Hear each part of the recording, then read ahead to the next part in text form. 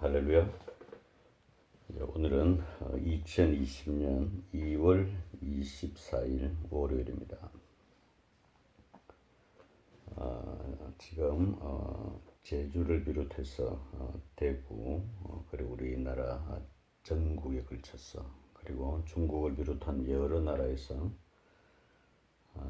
코로나 바이러스로 인해서 많은 분들이 염려하고 또 고통을 당하고 있습니다.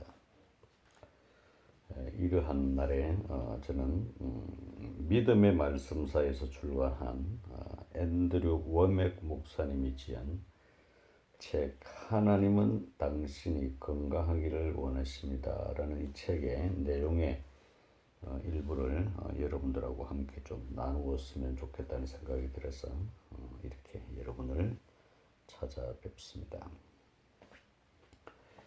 책 제목이 하나님은 당신이 건강하기를 원하십니다 라는 책입니다.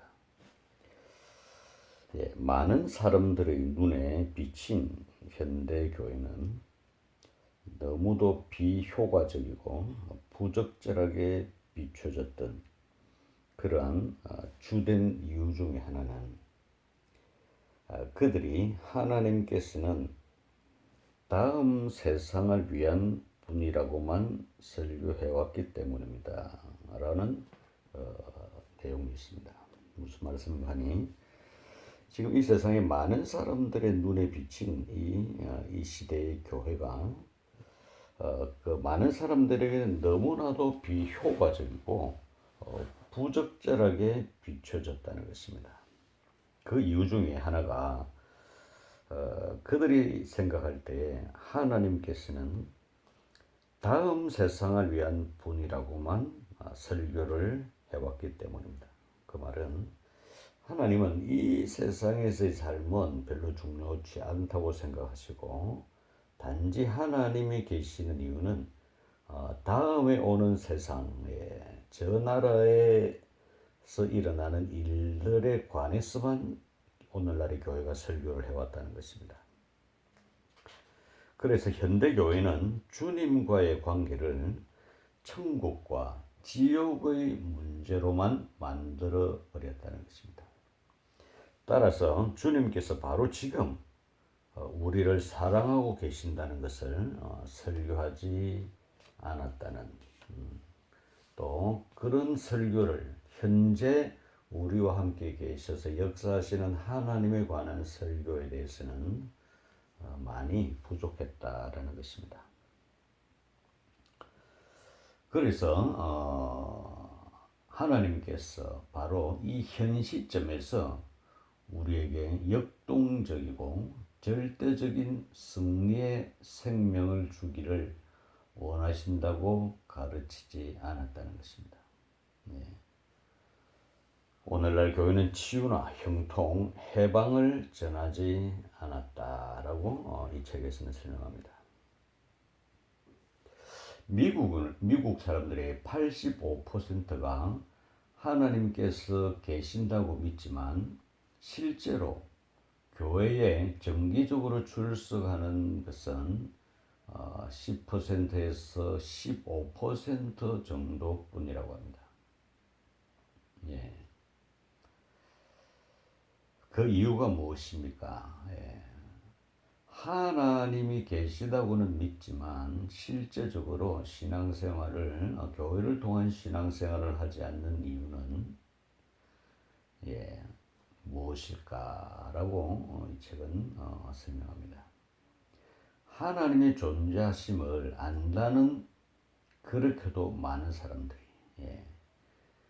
그분과의 친밀한 관계를 꾸준히 가지면서 그분을 삶의 중심으로 삼지 못하는 이유가 무엇이겠습니까? 여러 가지 요인이 있겠지만 가장 뚜렷한 이유 중에 하나는 교회가 하나님과의 관계를 단지 천국과 지옥의 문제로만 제시해왔기 때문입니다. 교회는 당신이 죄 사함을 받아야 지옥에 가지 않을 것입니다 라고 설교를 해왔다는 것입니다.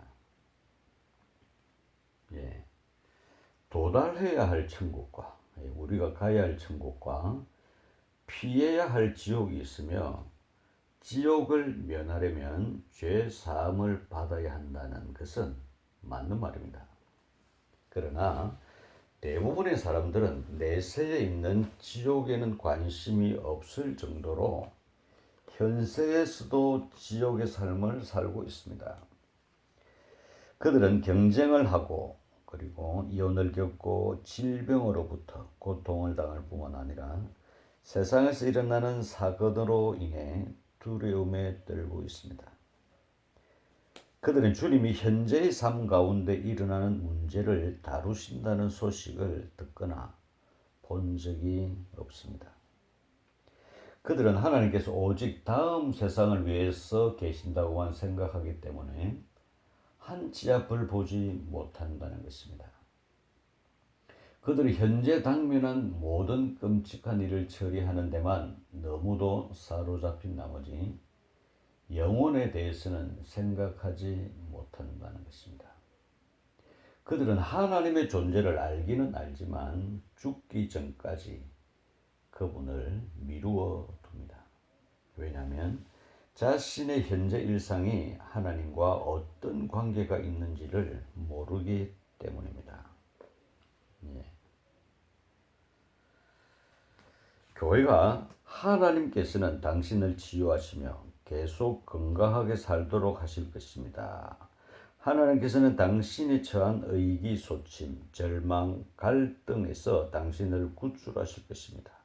하나님께서는 당신의 노력과 수고를 통해서는 결코 이루지 못할 방식으로 당신을 형통케 하실 것입니다. 라고 말함으로써 주님을 더 정확히 나타내 주었다면 아마도 결과는 달라졌을 것입니다. 하나님께서 단지 죄 사함뿐 아니라 다른 모든 분야를 위해서도 계신다는 진리를 우리 교회들이 나타냈더라면 사람들은 하나님께서 우리의 일상생활과 참으로 관계가 있으신 분이라는 사실을 알았을 것입니다. 예. 많은 사람들은 교회가 그들의 현재 삶과 관계가 없다고 여깁니다. 그들은 하나님의 존재를 의심하지는 않지만 그러나 죽기까지는 자기가 왜 하나님을 필요로 하는지를 알지 못합니다. 그것은 잘못된 것입니다. 우리의 모범이신 예수님은 치유를 강조하셨습니다. 네. 예수님은 가시는 곳마다 사람들을 치유하셨습니다.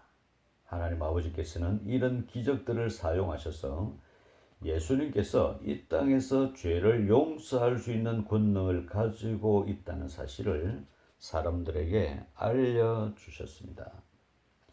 치유는 그리스도의 메시지를 확증하였고 그분이 하신 말씀의 타당성을 입증하였습니다. 예. 그런데 말씀을 잘못 알고 있는 설교자들이 하나님께서는 당신의 몸의 치유에 대해서는 관심이 없으십니다. 혹은 하나님께서 당신에게 어떤 교훈을 가르치시려고 당신에게 질병을 주신 것입니다. 라고 말을 할 때에 이는 불신자와 그리스도인 모두에게 끔찍한 신호를 보내고 있는 것입니다. 그런데 이것은 절대로 사실이 아닙니다. 예. 하나님께서 계시다면 그분께서 사람들에게 병을 주셨다고 말할 수 없습니다. 라고 말합니다. 하나님에 대한 이 잘못된 설명으로 인해 많은 사람들이 주님으로부터 등을 돌리고 주님에 대한 그들의 분노가 한층 더 강화되는 것입니다.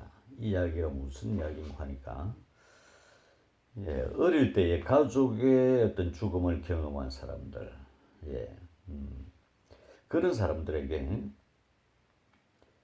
사람들은 말하기를 하나님께서 그렇게 하셨다. 그것은 하나님의 뜻이다라고 말을 하면 그것은 그것은 틀린 말입니다.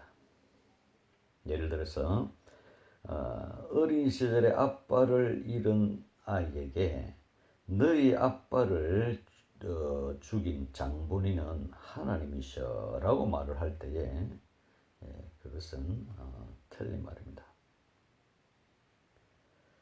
예. 예수님은 우리에게 죄 사함을 공급하시면서 동시에 치유도 공급했습니다. 치유라는 것이 단지 이따금씩 일어나는 추가 사항이나 부가 혜택이라고 생각해서는 안 됩니다. 치유는 그리스도께서 오셔서 하신 일의 핵심적인 부분입니다. 예수님은 우리의 죄 사함을 위해 죽으셨던 것과 마찬가지로 우리의 몸의 치유를 위해서도 죽으셨습니다. 주님께서는 죄 사함을 값 주고 사신 것과 마찬가지로 치유도 값을 주고 사셨습니다. 치유는 전적으로 예수님의 속죄에 속한 일부입니다. 예. 대부분의 그리스도인들은 하나님께서 원하신다면 분명히 치유하실 수 있다고 생각하지만 그분께서 이미 우리를 질병으로부터 속량하셨다는 사실을 깨닫지 못하는 편입니다. 그들은 치유가 하나님께는 가능한 일이라고 보지만 그분의 뜻이라는 것은 확실히 알지 못합니다. 예. 하나님께서는 모든 치유를 하실 수 있는 분이라고 믿는 것과 그리고 치유가 바로 그분이 원하시는 뜻이라는 것을 이해하는 것은 다른 것입니다. 예. 치유가 2000년 전에 일어난 속죄의 일부분이라는 것을 인식한다면 여러분은 주님께서 우리를 이미 치유하셨다는 사실도 납득하게 될 것입니다. 주님은 이미 값을 치르고 그 축복을 사셨습니다. 그 능력을 이미 우리에게 선사하신 것입니다. 치유는 이미 성사된 거래이기 때문에 이제 제 사움과 마찬가지로 우리가 손에 넣고 사용해야 하는 것입니다. 하나님은 여러분이 건강하시기를 원하시고 그것 때문에 이미 그 아들을 통하여 값을 치르셨고 우리가 그 치유를 우리가 자유롭게 얻어낼 수 있도록 믿음으로 그것을 선포하기를 원하십니다. 주님을 찬양합니다.